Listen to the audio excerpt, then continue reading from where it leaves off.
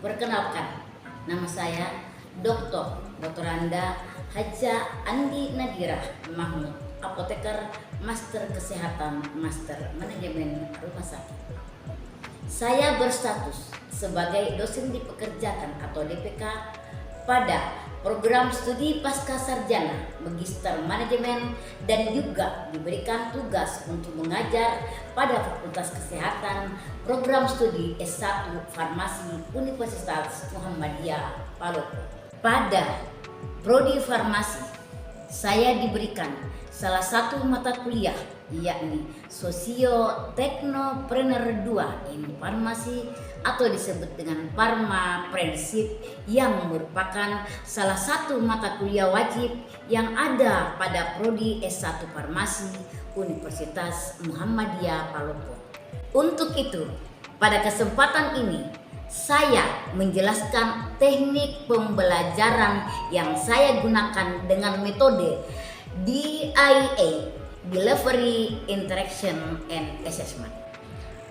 Pada mata kuliah ini, saya memberikan pemahaman kepada mahasiswa farmasi bahwa bagaimana mengimplementasikan ide yang ada pada diri kita dan mampu berinovasi dan kreatif untuk menjalankan suatu bisnis sebagai seorang entrepreneur dan mampu menghadapi perubahan zaman pada era dekade revolusi industri 4.0 dan society 5.0. Kita ketahui bahwa seorang ahli farmasi dapat mengembangkan ilmunya baik di bidang farmasi maupun pada usaha lainnya. Nah, bagaimana cara orang berbisnis dengan membuka suatu usaha seperti pelayanan obat dan alat kesehatan di apotek, serta memahami strategi ketika memasuki pasar internasional dan pasar global baik produk, barang ataupun jasa. Adapun capaian pembelajaran dari mata kuliah ini adalah mahasiswa diharapkan mampu membuat rancangan, mengkaji, dan mampu mengaplikasikan tentang perilaku dan sikap kewirausahaan melalui teori-teori yang mendukung serta contoh-contoh yang nyata di dunia usaha. Selain itu, mahasiswa mampu mempunyai jiwa wirausaha dan mempunyai minat untuk berbisnis dan gambaran dalam rencana usaha yang tidak terlepas dengan menggunakan analisis SWOT untuk mengukur kemampuannya sehingga menghasilkan sebuah produk dan keuntungan yang diharapkan. Mata kuliah kewirausahaan mengajarkan bagaimana menjadi wirausaha yang memiliki ide atau gagasan serta peluang usaha yang dengan memahami situasi dan kondisi yang terjadi agar dapat mencetak wirausahawan yang sukses. Jadi bukan hanya mencari kerja, namun bagaimana membuka peluang usaha untuk orang lain serta dapat meningkatkan perekonomian pribadi terutama di bidang kefarmasian. Adapun mata kuliah Sosio-Teknopreneur 2 in Farmasi, saya telah memaparkan tentang pengertian Pharmapreneurship dalam konsep teori farmasi dengan entrepreneur. Untuk gagal dalam berwirausaha atau daring to defiling. Kemudian, ahli farmasis atau seorang apoteker membangun jaringan serta proses persiapan berwirausaha di bidang apotek. Selanjutnya, perspektif ahli farmasis atau apoteker berwirausaha di bidang apotek dan pembuatan produksi dari jenis tanaman yang dijadikan produksi siap saji minuman segar untuk kesehatan. Mampu mempraktekkan prinsip-prinsip pemasaran dalam bidang farmasi dan menerapkan prinsip-prinsip kepuasan konsumen dan pelanggan, melakukan pembelian ulang sampai menjadi loyalty customer. Salah satu kewajiban sebagai dosen dalam menerapkan konsep tridharma perguruan tinggi di bidang pengajaran dengan metode DIA, Delivery Interaction Assessment. Delivery merupakan suatu proses tentang bagaimana saya menyampaikan metode pembelajaran sehingga mudah dicerna atau diterima dengan baik oleh mahasiswa. Materi yang saya ajarkan itu mengacu pada capaian pembelajaran lulusan pada mata kuliah ini. CPL menurunkan 9 CPMK, selanjutnya CPMK akan menurunkan 14 sub CPMK dan dilakukan 14 kali pertemuan, 1 kali ujian UTS dan 1 kali ujian UAS sehingga jumlah pertemuan 16 kali. CPL prodi yang dibebankan pada mata kuliah ini adalah pertama sikap bertakwa kepada Allah yang Maha, Allah Subhanahu wa taala. Kedua, menjunjung tinggi kemanusiaan. Meneliti dengan dedikasi ilmiah tinggi untuk mengembangkan keilmuan dalam Socio-Teknopreneur 2 in Farmasi atau disebut dengan Pharmapreneurship. Selalu mengembangkan ilmu Pharmapreneurship yang terintegrasi.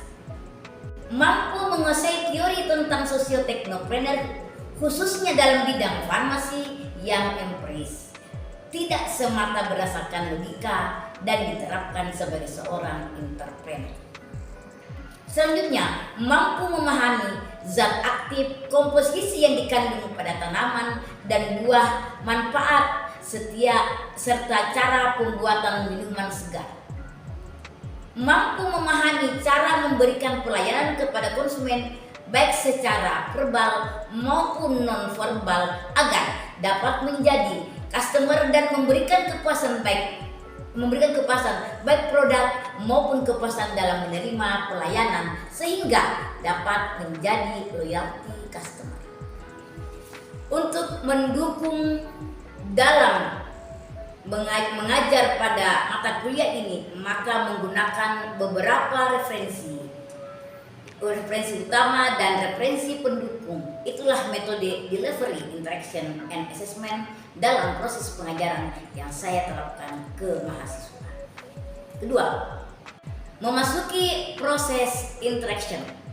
Interaction belajar mengajar adalah suatu proses yang terjadi interaksi atau hubungan timbal balik antara dosen atau pendidik dan peserta didik atau mahasiswa untuk mencapai tujuan pembelajaran dalam suatu sistem pengajaran. Interaksi belajar mengajar merupakan faktor penting dalam usaha mencapai terwujudnya situasi belajar mengajar yang baik dalam kegiatan pendidikan dan pengajaran.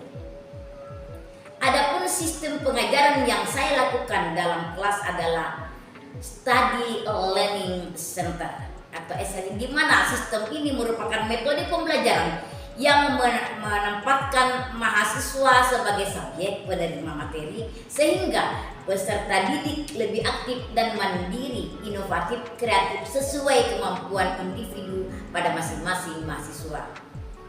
Sistem Study Learning Center terdiri dari 3 metode. Pertama, pembelajaran interaktif, di mana pembelajaran interaktif ini merupakan pemaparan materi di dalam kelas oleh dosen dengan memberikan pertanyaan kepada mahasiswa dan meminta pendapat mahasiswa. 2. Diskusi merupakan metode pembelajaran yang melibatkan antar kelompok mahasiswa dengan pengajar untuk menganalisis, menggali, dan mengkomunikasikan topik-topik yang diberikan oleh dosen pada masing-masing kelompok dengan memberikan kesempatan bertanya dari kelompok lain. Shared direction merupakan metode pemberian tugas kepada mahasiswa seperti tugas membaca dan memahami materi yang membuat suatu ringkasan dari materi yang telah diberikan kepada mahasiswa. Kemudian ketiga, pada aspek assessment. Kita ketahui bahwa aspek assessment itu merupakan suatu proses penilaian untuk mengukur kemampuan mahasiswa secara objektif dalam menerima pembelajaran. Adapun indikator penilaian dengan bobot, pertama adalah tingkat kehadiran 10%, kemudian tugas yang diberikan dengan nilai 20%, ujian tengah semester dengan bobot 30% dan ujian akhir semester atau UAS bobotnya 40%. Dari hasil dari 3 aspek asesmen terhadap mahasiswa untuk mengetahui kemampuan dalam menguasai materi secara transparansi dan objektif. Demikian pemaparan dari 3 aspek pada proses pembelajaran terhadap mahasiswa sebagai penerima materi.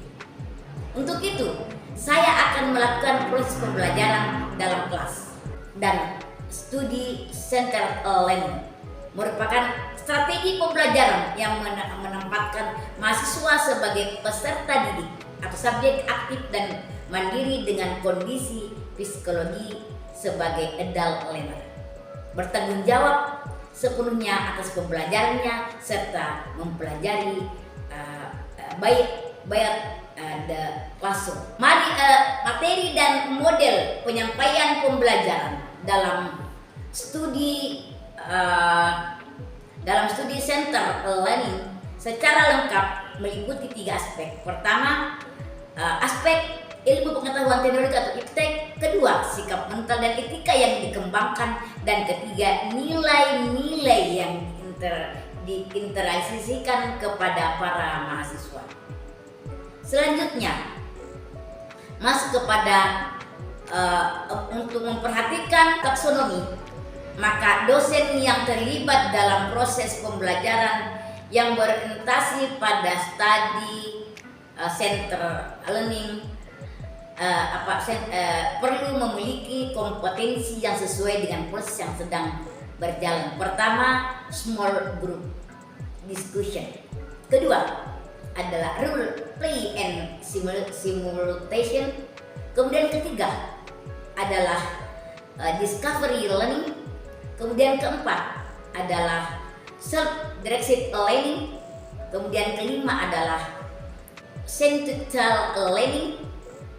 Kemudian keenam ada problem based learning atau PBL, di mana kehidupan adalah identik dengan menghadapi masalah. Berikut ini saya akan tampilkan proses pembelajaran kepada mahasiswa dalam kelas. Demikian. Assalamualaikum warahmatullahi wabarakatuh. Assalamualaikum warahmatullahi wabarakatuh. Waalaikumsalam warahmatullahi wabarakatuh. Salam sejahtera buat kita semua. Alhamdulillahirabbil alamin dan muslim kesehatan. Pada hari ini kita masih bisa bertemu untuk menghabiskan materi yang sebelum menuju ke ujian akhir semester. Untuk itu sebelum saya memulai, tolong kita berdoa sesuai agama masing-masing.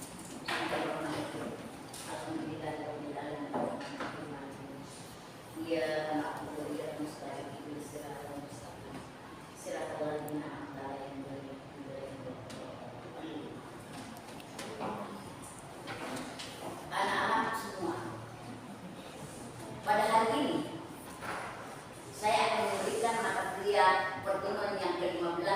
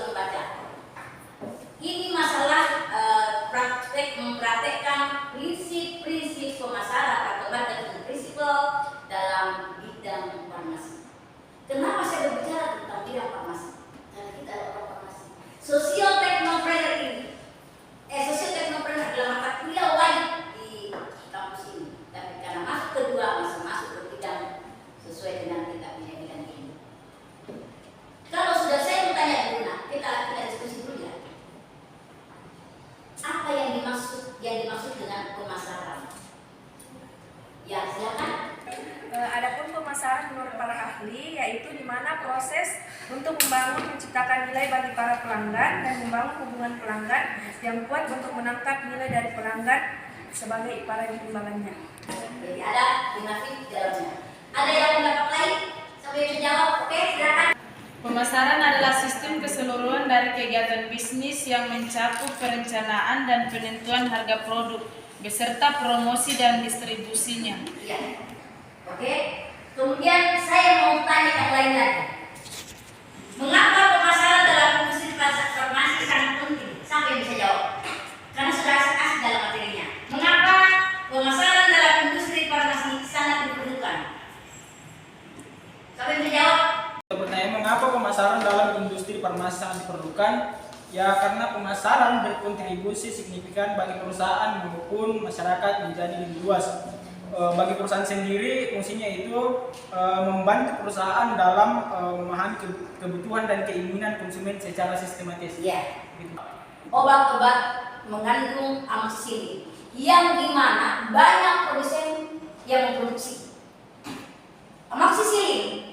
Kalau misalnya amoxan harganya per papan, tapi amoxicillin yang generik misalnya oxigral hanya Rp60 atau Rp7.000 perbedaan, tapi tingkat efikasinya berbeda. Kenapa? Bahan bisa menambah, jadi tingkat kepercayaan masyarakat lebih percaya ke amoxan, tapi yang duit tentang konsumen karena konsumen adalah pemakai. Saya mau tanya, apa perbedaan antara konsumen dengan kepuasan konsumen? Siapa bisa jawab? Kepuasan konsumen dan kepuasan konsumen. Siapa bisa jawab? Orang yang memakai barang atau jasa yang tersedia dalam masyarakat, sedangkan kepuasan konsumen adalah perasaan atau senang atau kecewa seseorang yang muncul. Itu konsumen. Jadi kalau tidak semua konsumen puas. Contoh, ada produk bagus kelihatan, tetapi kualitasnya jelek. Alat kedokteran Jerman, tidak boleh menyebut Jerman, tapi menyebut spesifiknya. Kita lihat ngomongin Jerman ini. Dia harganya murah kalau buatan Cina. Mungkin harganya Cina misalnya 1 miliar, tapi kalau sampai ke Amerika atau Jerman sudah 15 miliar. Ordernya. Bagaimana bisa melakukan pencapaian visi dari suatu pelayanan kesehatan baik di rumah sakit terbatas yang bisa jadi obat, tapi kalau misalnya etikal hanya boleh dijual di apotek dan dapat dipesan melalui apoteker. Doakan saya mudah-mudahan apoteker tahun 2024 sudah ada. Kita bisa sudah berjuang sambil kita berkasa. Dan 4C, needs and want. Kemudian keinginan konsumen ada want. Kemudian cost, bagaimana masyarakat cost kebutuhan, yang biaya berapa kira-kira biaya. Saya mau beli kursi roda di apotek Al-Arda, tapi ada di sini harganya berjuta, misalnya harganya 1,5. Sekarang berapa biaya kalau kita ke sana? Paling 100.000 masih efisien di sana. Bukan mau promosi itu tidak enak. Jadi dapat bagaimana seorang apoteker di apotek menyampaikan kepada pasien bahwa ini akan terjadilah kepuasan pelayanan dari segi pelayanan maupun harga. Kenapa? Communication. Sehingga kenyamanan kita. Oke, kita lanjut. Unggulnya bagaimana? Produknya dilengkapi, produknya bagus, price-nya juga menekan turun. Tingkat promosi menggunakan promosi melalui internet atau media sosial atau menggunakan brosur. Kemudian karena kalau menggunakan orang salesman pergi cara biayanya tinggi. Bagaimana mengefisienkan dana yang produk dalam satu perusahaan? Oke. Jadi di dalam pemasaran itu sudah sampaikan dari beberapa yang lalu pas ingat. Itu kan saya sudah sampaikan bahwa produk, place, promotion, people dan fiscal evidence. Oke, kita lanjut lagi. Nah, itu disebut dengan bauran pemasaran. Pemasaran dapat dilakukan oleh individu maupun organisasi. Maksudnya begini, saya bikin kerudung, ya tidak berfokus kepada farmasi. Kerudung, harga kerudung kalau saya bikin 14.000, 15.000. Tapi kalau saya jual bisa 25.000 untuk 10.000. Gitu. Biar harga yang untuk sedikit yang penting banyak peminatnya. Daripada untuk baik tidak ulang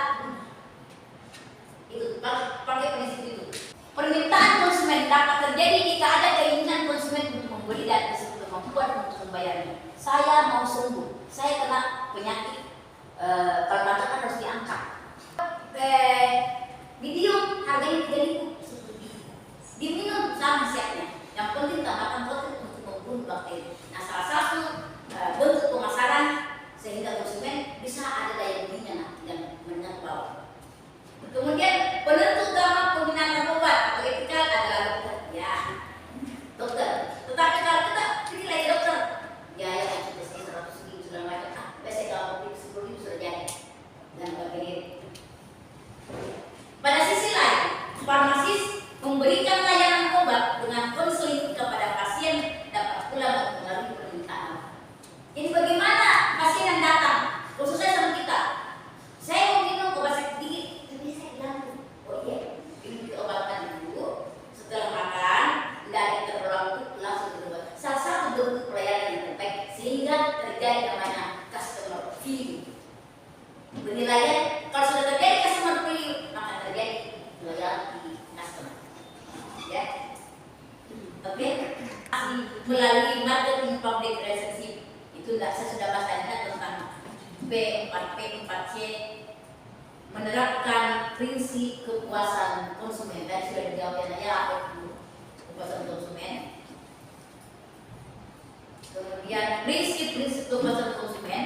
Kepuasan konsumen adalah suatu yang sangat penting dalam melakukan pemasaran kepada apa yang namanya untuk menjadi suatu pelanggan. Jadi konsumen itu pembelian awal. Setelah berulang membeli, pembelian itu akan disebut adalah pelanggan. Setelah menyampaikan kepada orang lain, maka disebut loyalty customer. Oke, kita lanjut faktor-faktor yang mempengaruhi kepuasan konsumen. Sudah bilang kualitas produk, harga, bagaimana kita memberikan pelayanan. Jadi di dalam pembangunan pemasaran itu ada yang disebut dengan 7P dan 4C. 7P di sisi produsen, ya. Sedangkan 4C di sisi konsumen. Apakah dia sudah puas? Apakah dia yang kilogram terbanyak? Kemudian tingkat kenyamanan. Saya mau pergi makan di restoran, harganya bukan restoran, di luar makan. Harganya pula bersih, tetapi yang tidak tingkat kenyamanan tidak ada, panas, dikasih angin. Pas datang ke beliau, terbang tapi jangan terbang, kita juga terbang. Tidak kenyamanan tidak. Masuk restoran mahal. Dikondisikan, karena mengevaluasi layanan kinerja, pelayanan dengan harapan kepuasan atau satisfaction. Jadi apabila kinerja lebih tinggi dari harapan, makanya kita puas. Apabila kinerja sama dengan harapan, puas. Tapi apabila kinerja lebih besar dari harapan yang diterima, kita akan sangat puas. Dan meningkatkan seorang pebisnis. Oke? Mungkin demikianlah saya materi hari ini. Saya sudah sampaikan di sini. Ada yang bertanya? Ada yang bertanya? Coba. Mohon izin Bu, ingin bertanya. Siapa? Saya Bu. Oke. Silakan Nak. Silakan. Ya Bu. Jadi saya rencana bila sudah menjadi ahli farmasi atau apoteker, saya ingin membuka apotek agar saya bisa berbisnis. Namun keterbatasan modal dan saya baru memahami bagaimana syarat-syarat membuka apotek. Jadi pertanyaan saya ada 3 Bu. Pertama, bagaimana persyaratan membuka apotek? Ya. Yang kedua, berhubung karena keterbatasan dana sebagai modal usaha, bolehkah saya mengambil kredit di bank? Dan yang terakhir itu, bagaimana cara memberikan pelayanan terbaik agar konsumen mendapatkan kepuasan atas layanan yang dia terima dari apotek saya? Terima kasih Bu. Harus seorang apoteker yang memiliki, yang sudah melakukan ujian kompetensi, ada sertifikat kompetensi. Kedua, setelah ada sertifikat kompetensi dikirim ke pusat, maka turunlah namanya sertifikatnya. Setelah sertifikatnya kita mengurus ke pusat untuk mengeluarkan pemohon memberikan apotek siap, sifat. Kemudian surat izin tempat usaha itu muncul, itu persyaratan. Jadi harus apoteker. Kemudian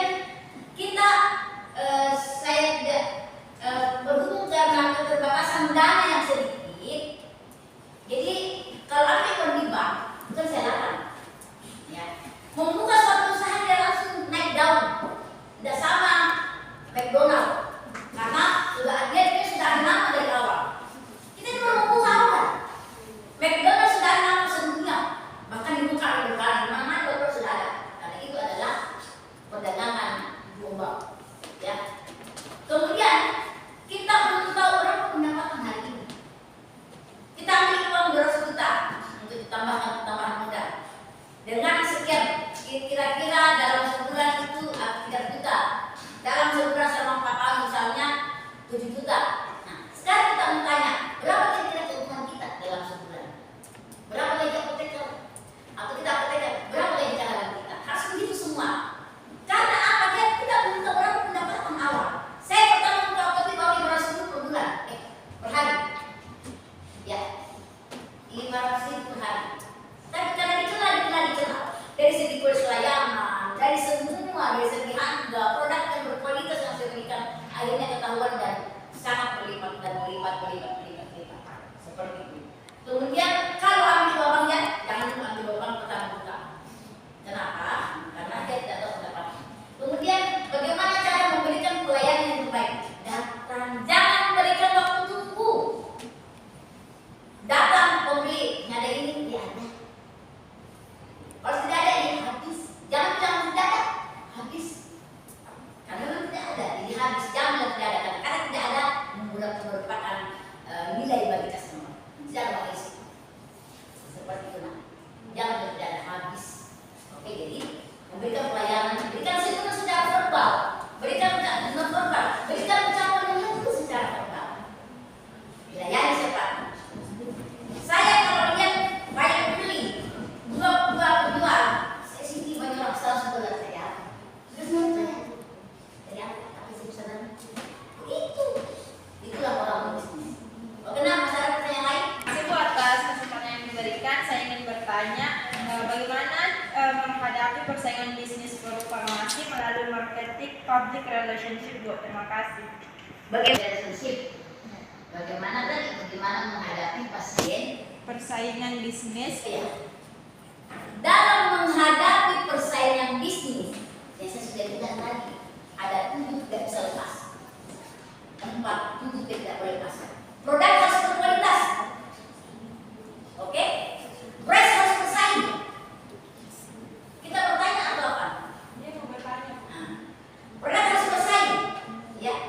Jadi kemudian pelayanan mempersingkat waktu lebih cepat. Ada satu distributor yang kalau kita memesan ke dia, barangnya ke dia, itu 2 minggu baru nyampe. Yang satu distributor hanya 1 hari sudah nyampe. Yang mana kita punya dengan harga yang sama. Apakah yang satu 2 minggu atau 1 hari? Salah satu dalam memberikan pelayanan secara resmi. Masalah yang lainnya? Oke? Bertanya, Bu, bagaimana cara menghadapi atau mengantisipasi kompetitor atau pesaing baru dalam bersaing dengan usaha kami agar kami tetap eksis dalam Bisa kan dibuka dulu tak? agar usaha kami tetap eksis dalam berbisnis serta pelanggan tetap setia. Mohon penjelasannya. Bagaimana di dalam menghadapi kompetitor baik yang sudah lama maupun yang baru, ya itu masih kita berkimbang. Misalnya menaikkan 20%, ini harganya, jadi ada harga yang ditentukan harga. Perbaiki pelayanan, lengkapi kebutuhan konsumen. Pertama, produk yang berkualitas, harga ditekan, tersebut dari dia. Kemudian pelayanan diperbaiki. Ibu ingin bertanya, dengan maraknya makanan sari seperti sekarang ini, banyak warung makan atau restoran yang membutuhkan salah satu bahan seperti ayam. Nah, sekarang kakak saya sedang menjalani bisnis ayam, tapi saya lihat dengan keluhan kerugian yang dialami. Tetapi banyak pelanggannya dan stoknya habis, meskipun stoknya banyak. Stoknya baik tapi tetap habis. Harga bersaing dalam cash flow. Berapa keuntungan yang diraih dan berapa pengeluarannya? Yang saya takutnya keuntungannya 20 juta, misalnya dalam sebulan. Pengeluarannya 30 juta. Bayar mobil, bayar rumah, berleha-leha. Akhirnya terjadi modal masuk ke dalam kebutuhan pribadinya. Maka terjadi kerugian. Dia harus dievaluasi. Makanya setelah berjalan itu namanya perusahaan kita harus namanya ada POA. Ya, perencanaan yang mapan.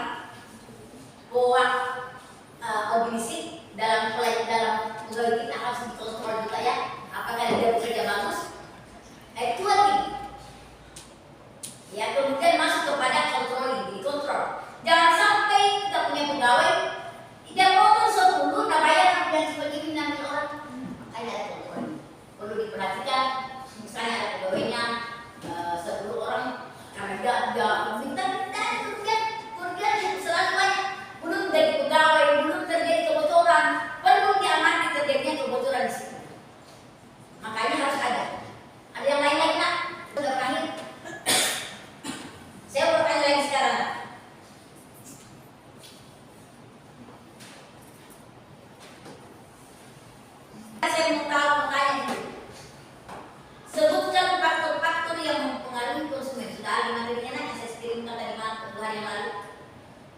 Sebutkan faktor-faktor yang mempengaruhi konsumen. Ada materi ini, nak? Siapa yang bisa jawab? Yang mempengaruhi konsumen. Bagaimana bisa tertarik konsumen? Sudah ada saya kasih materinya di 2 hari yang lalu sebelum saya kasihkan hari ini. Misalnya kualitas produk, harga, bersaing, itu yang namanya kualitas produk. Itu namanya faktor-faktor yang mempengaruhi konsumen sehingga terjadi loyalty. Produknya bagus, harganya Pak, harganya murah dibandingkan yang lain. Saya kasih contoh, tahun kedua dengan 1 kubik, seluruh kita kalau impres 1,9, 1,7 paling murah. Saya 1,1. Lagi yang saya tidak tinggi, dibeli di rumahnya 1,5, saya 1,1. Maka saya bagaimana dan saya mencari produk yang berkualitas dengan harga yang murah dan saya menjual murah. Oke? Tanya, ada 2? Ada. Satu set 1,1 dicari. Pulang kembali, pulang tidak ada yang 1,7 yang murah. Jadi teknik kita bagaimana menekan harga. Kemudian saya mau tanya lagi, jelaskan cara mengevaluasi layanan kinerja dengan harapan atau expectation dan kepuasan atau satisfaction. Saya bisa jawab. Kan sudah dibaca, Pak. Di nomor 3, siapa yang bisa jawab? Siapa yang bisa jawab? Yang saya sudah bilang tadi, cara mengevaluasi kinerja dengan harapan adalah puas. Kinerja sama dengan harapan maka puas. Kinerja melebihi dari harapan maka disebut sangat puas. Itu jawabannya. Oke? Masih ada yang saya mau tanya lagi ini, permintaan pasar terhadap produk farmasi itu penting. Sebutkan permintaan pasar terhadap produk farmasi. Saya bisa jawab? Tidak ada. Berarti tidak dibaca materinya, sudah dibaca kemarin. 1. Permintaan konsumen dapat terjadi jika ada keinginan konsumen untuk membeli dan kemampuan untuk membayarnya. Kedua, penentu utama permintaan obat atau etikal adalah dokter. Tidak semua dokter bisa menulis resep. Tidak semua kita bisa jual yang penting harus bayar dokter.